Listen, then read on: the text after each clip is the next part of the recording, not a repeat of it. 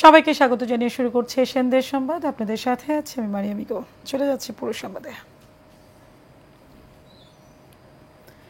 সুনামগঞ্জের ছাতক উপজেলার সীমান্তবর্তী ছনবাড়ি বাজার এলাকায় অভিযান চালিয়ে একটি বিদেশি রিভলভার, 250 গ্রাম উচ্চ ক্ষমতা সম্পন্ন বিস্ফোরক এবং 2টি ডেটোনেটর উদ্ধার করেছে বিজিবি।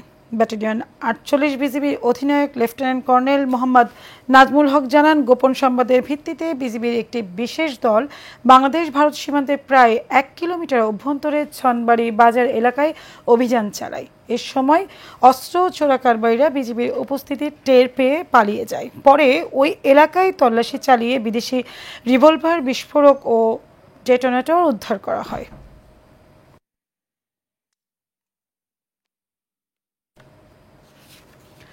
কুড়িগ্রামের কচাকাটা বাজারে ভয়াবহ অগ্নিকাণ্ডের ঘটনা ঘটেছে। ভোরে এই অগ্নিকাণ্ডের ঘটনা ঘটে, এতে বাজারে 8 ব্যবসা প্রতিষ্ঠান পুড়ে যায়। খবর পেয়ে ফায়ার সার্ভিস 1 ঘন্টায় চেষ্টায় আগুন নিয়ন্ত্রণে আনে।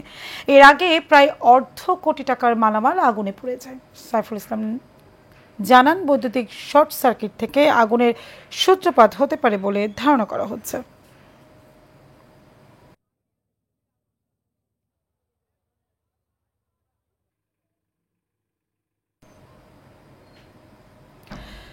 পহেলা নভেম্বর খুলনা জেলা আধুনিক কারাগারে বন্দী স্থানান্তর শুরু করতে যাচ্ছে কারা কর্তৃপক্ষ। প্রথম ধাপে 100 বন্দী স্থানান্তরের মধ্য দিয়ে কার্যক্রম শুরু হবে। গণপূর্ত অধিদপ্তর বলছে, কারা কর্তৃপক্ষকে সবকিছু বুঝিয়ে দেওয়া হয়েছে, তবে কিছু কাজ এখনো চলমান। খুলনা থেকে শেখ রাসেলের তোলা ছবিতে বাবুল আক্তারের রিপোর্ট। খুলনার সিটি বাইপাস সড়কে প্রায় 30 একর জমির উপরে নতুন কারাগার নির্মাণ করা হয়েছে। 2011 সালে একনেকে 144 কোটি টাকার বাজেটে 2017 সালের জুন মাস পর্যন্ত মেয়াদ ধরে কারাগার নির্মাণ প্রকল্পের অনুমোদন দেওয়া হয়, কিন্তু নানা জটিলতায় 8 বার নির্মাণ কাজের সময় বাড়িয়ে অবশেষে কারা কর্তৃপক্ষের কাছে হস্তান্তর করা হয়েছে নতুন কারাগার। যদিও এখনও শেষ হয়নি কিছু কাজ। প্রকল্পটি শুরু হয়েছে 2011 সাল থেকে। কাজটি ডিপিপির অঙ্গ অনুযায়ী সুসম্পন্ন করতে 2024 জুন লেগে যায় এবং 2024 জুনের মধ্যে আমরা সফলভাবে প্রত্যেকটা অঙ্গের কার্যক্রম সুসম্পন্ন করেছি। ছোট বড় 64টা ভবনেরই কাজ সম্পন্ন এবং জেল কর্তৃপক্ষকে আমরা ইতিমধ্যে বুঝিয়ে দিয়েছি। ছোট কিছু ত্রুটি যেটা এখনো আমরা শেষ পর্যায়ে, একদিন হয়তো লাগবে, 1-2 দিন লাগবে। 2 দফা সংশোধনের কারণে এই প্রকল্পের ব্যয় 288 কোটি টাকা বৃদ্ধি পেয়েছে। এতে চরম ক্ষোভ প্রকাশ করেন নাগরিক নেতারা। এই টাকাটা একটা অপচয় এবং এটা যদি যথাসময়ে ঠিক মতো হতো তাহলে আরেকটা জেলখানা নতুন বা আরেকটা প্রকল্প তৈরি হতো। এবং প্রকল্প গ্রহণ করা হলো, তার কাজের মেয়াদ বৃদ্ধি করা হলো 8 বার এবং তার খরচ বৃদ্ধি করা হলো 2 বার। এই যে জনগণের অর্থ যারা অপচয় করলেন, তাদেরকে উচিত হচ্ছে আইনের আওতায় নিয়ে আসা। কারা কর্তৃপক্ষরা জানান, মেট্রোপলিটন এলাকার বন্দীরা পুরনো কারাগারে এবং জেলা এলাকার বন্দীদের নতুন কারাগারে রাখা হবে। তবে এই কারাগারে বন্দী হস্তান্তরের পর পুরনো কারাগারের অতিরিক্ত চাপ অনেকটাই কমে যাবে। আমাদের একটা সিদ্ধান্ত ছিল যে কারাগার দুইটাইতে ব্যবহৃত হবে। মেট্রো আসামিগুলা আপনার পুরাতন কারাগারে থাকবে, আর বাকি জেলার আসামিগুলা এবং সাজাপ্রাপ্ত বন্দীগুলা নতুন কারাগারে থাকবে। এবং আশেপাশে যে কারাগারগুলো আছে যেখানে আপনার ওভারক্রাউডেড, ওইখান থেকে সাজাপ্রাপ্ত বন্দীদেরকে এখানে রাখা হবে, আনা হবে। নতুন কমপ্লেক্সটিতে ছোট বড় 64টি ভবন রয়েছে। নারী, পুরুষ, কিশোর ও দণ্ডপ্রাপ্ত বন্দীদের জন্য আলাদা ব্র্যাক, 100 শয্যার হাসপাতাল, স্কুল ও মোটিভেশন সেন্টার, হস্তশিল্প প্রশিক্ষণ শেড এবং বিনোদন সাংস্কৃতিক সুবিধা থাকছে এই কারাগারে। আধুনিক এ কারাগার খুলনার বন্দী ব্যবস্থাপনায় এক নতুন দিগন্তের সূচনা, যেখানে নিরাপত্তার পাশাপাশি বন্দীদের শিক্ষা, চিকিৎসা ও পুনর্বাসনের সুযোগ নিশ্চিত করা হবে, এমনটাই প্রত্যাশা দক্ষিণ পশ্চিম অঞ্চলের মানুষদের। Babul Akhtar, Asian television, Khulna. আসন্ন জাতীয় সংসদ নির্বাচনকে সামনে রেখে নোয়াখালীর 5 আসন অর্থাৎ কোম্পানিগঞ্জ, কবিরহাট এলাকায় এখন রাজনীতির মাঠ উত্তপ্ত। বিএনপি ইতিমধ্যে তৃণমূল পর্যায়ে ব্যাপক তৎপরতা শুরু করেছে। দলের ভারপ্রাপ্ত চেয়ারম্যান তারেক রহমানের নির্দেশে চলছে মতবিনিময় সভা ও কর্মী সম্মেলন। মনোনয়ন প্রত্যাশীদের মধ্যে আছেন হাসনা মওদুদ, বজলুল করিম আবেদ, ফখরুল ইসলাম ও ঢাকা বিশ্ববিদ্যালয়ের সাবেক ছাত্রনেতা নুরুল আফসার বাহাদুর। এদের মধ্যে নুরুল আফসার বাহাদুর দ্রুত জনপ্রিয়তা অর্জন করেছেন। নোয়াখালী ৫ আসনের মানুষ মওদুদ আহমেদের বিপরীতে এ আসনে যোগ্য উত্তরসূরি হিসেবে ভাবছেন নুরুল আফসার বাহাদুরকেই। ভোটাররা এমন প্রতিনিধিকে দেখতে চান যিনি দলীয় সীমা ছাড়িয়ে জনগণের পাশে থাকবেন সবসময়। গাজীপুর সংসদীয় ৬ আসনে জাতীয়তাবাদী দল বিএনপি থেকে মনোনয়ন প্রত্যাশী টঙ্গী পূর্ব থানা বিএনপির সভাপতি সরকার জাবেদ আহমেদ সুমনের নেতৃত্বে ব্যাপক গণসংযোগ ও লিফলেট বিতরণ কর্মসূচি পালিত হয়েছে। স্থানীয় নেতাকর্মীদের নিয়ে তিনি জনসাধারণের মাঝে এই লিফলেট বিতরণ করেন। এ সময় আগামী নির্বাচনে সবাইকে ধানের শীর্ষে প্রতীকে ভোট দেওয়ার আহ্বান জানান। তিনি বলেন, নির্বাচিত হলে গাজীপুর ৬ আসনকে মাদক ও সন্ত্রাস মুক্ত করা হবে।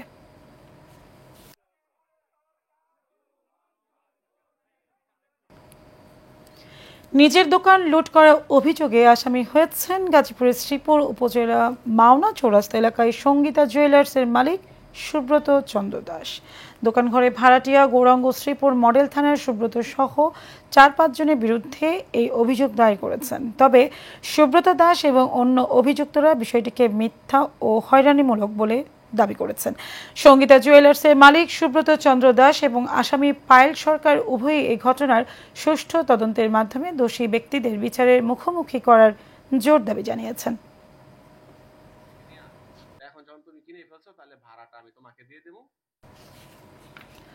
বরগুনার তালতলীতে চরকগাছিয়া মাধ্যমিক বিদ্যালয়ের ইংরেজি শিক্ষক রফিকুল ইসলাম রফিকের বিরুদ্ধে মানববন্ধন অনুষ্ঠিত হয়েছে। রফিকুল ইসলাম রফিকের বিরুদ্ধে চরিত্রহীন লম্পট সুলভ আচরণের গুরুতর অভিযোগে পাঁচা কোরালিয়া বাজারে এই মানববন্ধন হয়। ইউপির সদস্য মোহাম্মদ মুজিবুর রহমান নেতৃত্বে ভুক্তভোগী ছাত্রীর পরিবার ও স্থানীয় অভিভাবকবৃন্দের যৌথ উদ্যোগে আয়োজিত এই কর্মসূচিতে এলাকার গণ্যমান্য ব্যক্তিরা ক্ষোভ প্রকাশ করেন।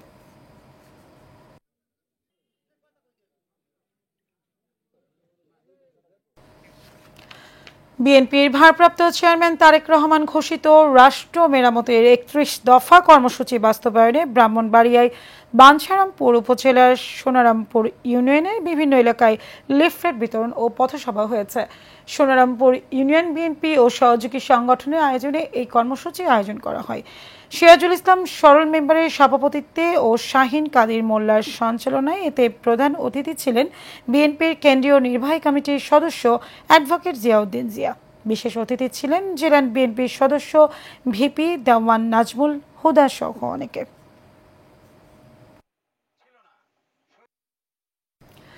বিএনপির ভারপ্রাপ্ত চেয়ারম্যান তারেক রহমান ঘোষিত রাষ্ট্র কাঠামো মেরামতের ৩১ দফা বাস্তবায়নের লক্ষ্যে টাঙ্গাইল ১ আসনে বিএনপির মনোনয়ন প্রত্যাশী লেফটেন্যান্ট কর্নেল অবসরপ্রাপ্ত আসাদুল ইসলাম আজাদের নির্বাচনী মতবিনিময় সভা হয়েছে। মধুপুর পৌরসভার নয়াপাড়া মসজিদ সংলগ্ন এলাকায় কর্নেল আজাদ সমর্থক গোষ্ঠীর আয়োজনে আব্দুস সামাদের সভাপতিত্বে ওই মতবিনিময় সভা হয়। এ সময় উপস্থিত ছিলেন উপজেলা বিএনপির সাবেক যুগ্ম সাধারণ সম্পাদক মোহাম্মদ আশরাফুল ইসলাম মাসুদ, উপজেলা বিএনপির মৎস্য বিষয়ক সম্পাদক মোহাম্মদ নুরুল আলম মেম্বার সহ অনেকে।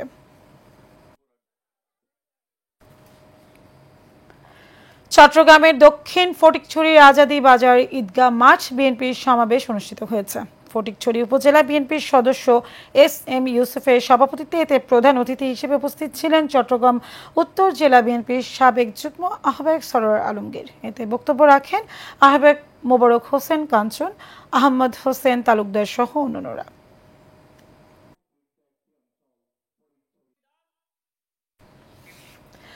গাজীপুরের শ্রীপুরে নাগর হাওলা ৪ নং ওয়ার্ডে মোজাম্মেল সরকার আয়োজনে গ্রাম্য বৈঠক অনুষ্ঠিত হয়েছে। গাজীপুর ইউনিয়ন বিএনপির আহ্বায়ক এনামুল হক মনিরের সভাপতিত্বে ইউনিয়ন বিএনপির সদস্য সচিব অ্যাডভোকেট দবির আহমেদের সঞ্চালনায় এতে বক্তব্য রাখেন বিএনপির কেন্দ্রীয় কমিটির সহ স্বাস্থ্য বিষয়ক সম্পাদক ও গাজীপুর ৩ আসনে বিএনপির মনোনয়ন প্রত্যাশী ডক্টর এস.এম. রফিকুল ইসলাম বাচ্চু।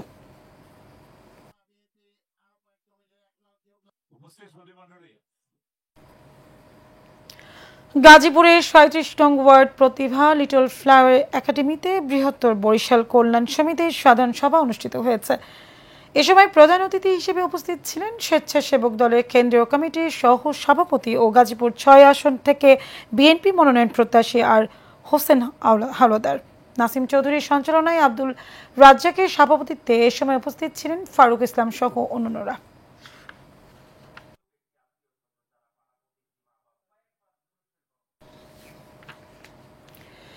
দেশব্যাপী শান্তি ও স্থিতিশীলতার আহ্বানে জাকের পার্টির উদ্যোগে গাজীপুরে কোনাবাড়িতে জনসভা ও র্যালি অনুষ্ঠিত হয়েছে। কোনাবাড়ির আমবাগ এলাকায় জনসভা শেষে জয়টেক খাজা মার্কেট থেকে একটি র্যালি বের হয়ে নাসের মার্কেট প্রদক্ষিণ করে পুনরায় খাজা মার্কেটে এসে শেষ হয়। এ সময় উপস্থিত ছিলেন কেন্দ্রীয় যুব ফ্রন্টের যুগ্ম সাধারণ সম্পাদক ও গাজীপুর 2 আসনের জাকের পার্টির মনোনয়ন প্রত্যাশী হাজী সালাম দেওয়ান।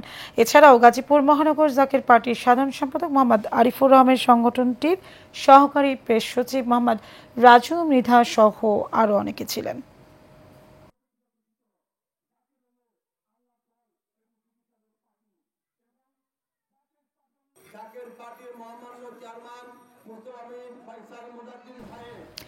নীলফামারীর সৈয়দপুরে জাকের পার্টির সাংগঠনিক জনসভা ও র্যালি অনুষ্ঠিত হয়েছে। জনসভায় প্রধান অতিথি হিসেবে ভার্চুয়ালি যুক্ত ছিলেন জাকের পার্টির চেয়ারম্যান আলহাজ মোস্তফা আমির ফয়সাল মুজাদ্দিদি। বিশেষ অতিথি ছিলেন senior vice chairman doctor Sayem Amir Faisal. এ সময় অন্যান্যদের মধ্যে বক্তব্য রাখেন নীলফামারী সাংগঠনিক জেলা শাখা 2 এর সভাপতি ও ইউপি চেয়ারম্যান লাঞ্ছু হাসান চৌধুরী।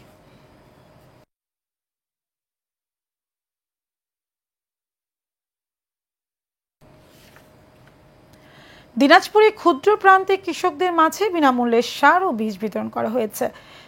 2025-26 অর্থ বছরে কৃষি প্রণোদনা কর্মসূচির আওতায় রবি মৌসুমে গম, সরিষা, সূর্যমুখী, শীতকালীন পেঁয়াজের বীজ ও ফসলের উৎপাদন বৃদ্ধির লক্ষ্যে এই অনুষ্ঠানে আয়োজন করে কৃষি সম্প্রসারণ অধিদপ্তর। দিনাজপুর জেলা প্রশাসক রফিকুল ইসলাম প্রধান অতিথি হিসেবে উপস্থিত থেকে কৃষকদের হাতে সার ও বীজ তুলে দেন। কৃষি সম্প্রসারণ অধিদপ্তরের উপপরিচালক আফজাল হোসেন এতে সভাপতিত্ব করেন।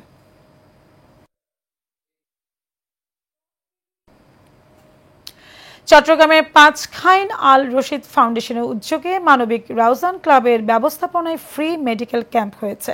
সকালে রাউজান পাঁচখাইন গ্রামের দরগা ডক্টর মোহাম্মদ মিয়া চৌধুরী উচ্চ বিদ্যালয়ে আয়োজিত ক্যাম্পে প্রায় 500 মানুষকে চিকিৎসা সেবা দেওয়া হয়।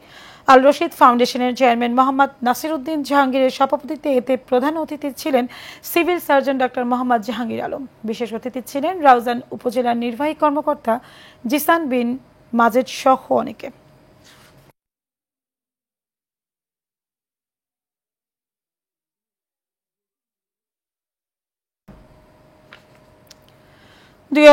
সালের পর চট্টগ্রাম অঞ্চলে নিয়োগপ্রাপ্ত ইসলামী ব্যাংকের কর্মকর্তাদের চাকরিচ্যুতের ঘটনায় আদালতে মামলা হয়েছে।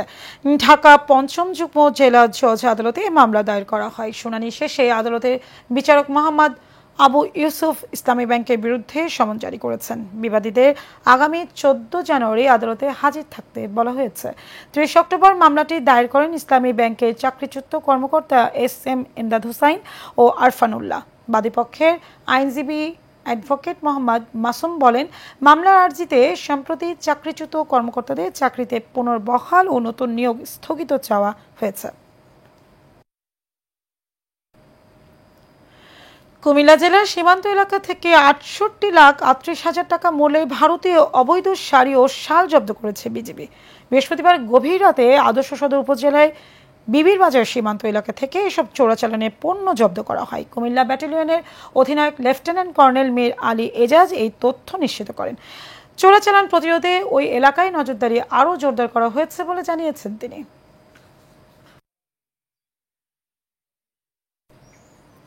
ময়মনসিংহে হালুয়াঘাটে পুলিশের হাতে গ্রেফতার হওয়ায় ভয়ে দৌড়ে পালানোর পর সকালে ধান খেতে মিলল লাশ। মৃত ব্যক্তি কৈচাপুর ইউনিয়ন মাইজপাড়া গ্রামের মুসলিম উদ্দিন বিল্লালের ছেলে আবু সাদাত মোহাম্মদ সাইম। স্বজনরা জানায়, মারামারির মামলায় পুলিশ গেল রাতে আবু সাদাত হোসেনের সাইমের বাসায় গেলে পালিয়ে যায় সে। পরে সকালে এলাকাবাসী ধান খেতে লাশ থেকে পুলিশকে খবর দেয়।